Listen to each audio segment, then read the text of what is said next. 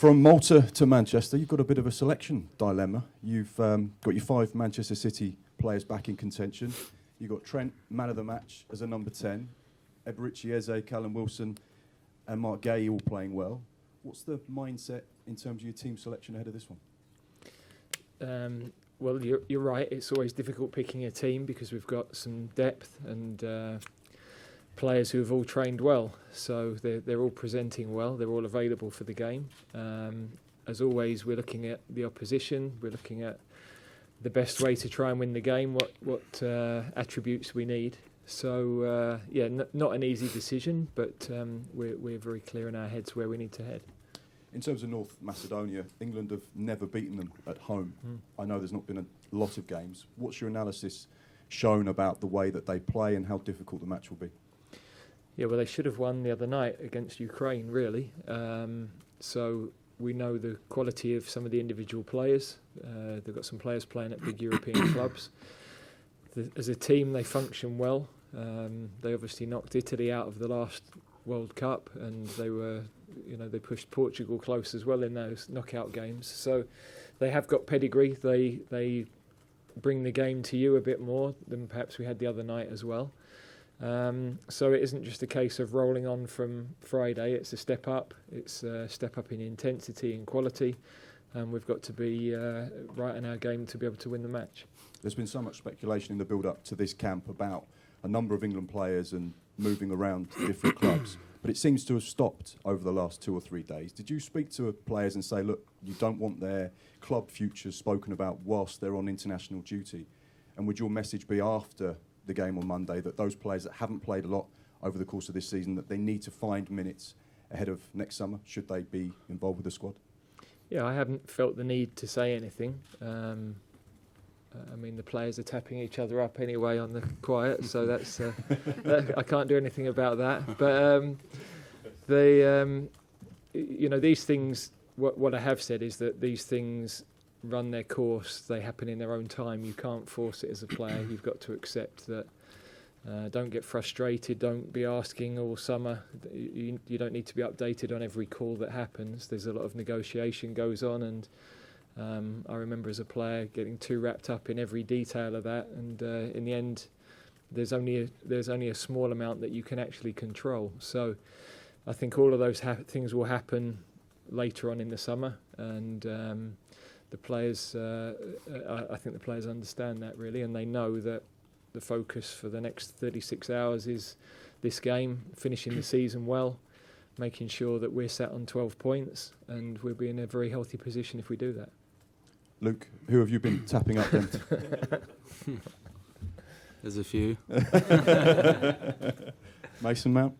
Obviously he's not here, but no, I think it's all just a bit of banter really. I think obviously we have a joke and a laugh about it.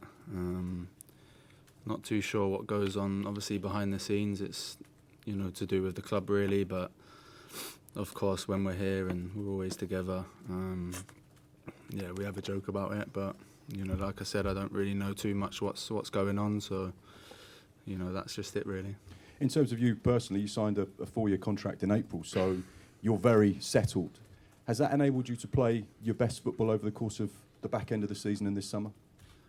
I'm not sure really. I think I've been settled there for quite a long time now. I think, of course, this season the manager's definitely helped me. I think he's taken me on to a new level. He's pushing me every day, and I think definitely that's what I need and what I want. I want to keep on improving, keep on getting better, as I still think that I can, and push myself to an even higher level. And with the people around me and the coaches that I have, I feel like I can do that. You played at left back against Malta. You played at centre half for Manchester United a number of times this season. Is that versatility something you feel gives Gareth an extra dimension as to why you should be in the squad and why you should be in Germany should the team qualify? No, I don't know. I think my performances so far hopefully show that I deserve to be in the setup around here, but I think we spoke about it before anyway. I think of course I'm a left back, but if I ever need to play centre back here, I'm I'm more than happy to do so. I learnt a lot, in the time playing centre back in a new position, learning different things, and I really enjoyed doing that. But first and foremost, I'm a left back, and like I said, wherever any manager wants me to play, I'm happy to play. Hi Gareth. You said it's tough naming a team selection. The Man City players are coming back. Will we see some of them in the starting lineup tomorrow? Possible. It's possible. They're obviously some very talented players and some important players for us. So it is difficult to name a team. There's no question about that. But as I said, we've looked at the opposition as well, and making sure that we get the balance of our team right. But it's an important game for us, and we want to play well. We've got a big crowd. It's a sellout. We're pleased to be bringing the team to Manchester, to the north, and I think it's important we do that. It's the team are for all of the country to follow, not just the south. So we hope we can put on a display that brings pride and brings excitement. Just wondering, how have you found the reaction to Trent Alexander-Arnold playing in midfield this time opposed to when you played him there in 2021? No, well, he deserves, firstly, he played exceptionally well. So first thing is that he deserves all the credit he's getting. The rest is noise. So, I don't really get too distracted by that. I've been in this role long enough not to bother about that. And how has he reacted personally? Does it give him more of a direct route into that England starting 11? Well, it's another option, and as I said the other day, it's an exciting one. We know the outstanding qualities that he has. So I thought he adapted really well to the role. It is different to what he's been asked to do at his club to this point.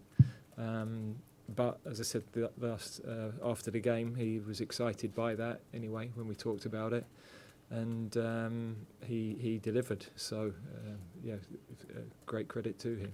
Thank you. And so Luke, similar to club, you've got the faith of the manager for the England setup. You're only left-footed left back in the squad. How does that make you feel, having the support of the manager like that? It always helps, obviously, having the support of the manager.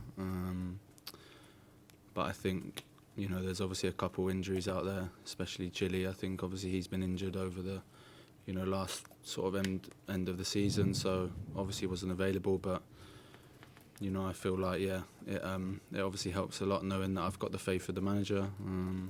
We speak a lot, and, I feel really good here whenever I'm here. I'm happy, I enjoy, playing football, and, of course, that always helps. James. Hi Gareth. The last home game away from Wembley was at Molineux last year, when obviously it turned a little unpleasant at the end. Do you have any concerns with the crowd staying with the team tomorrow, or was that Hungary game kind of a one-off given the result and the circumstances?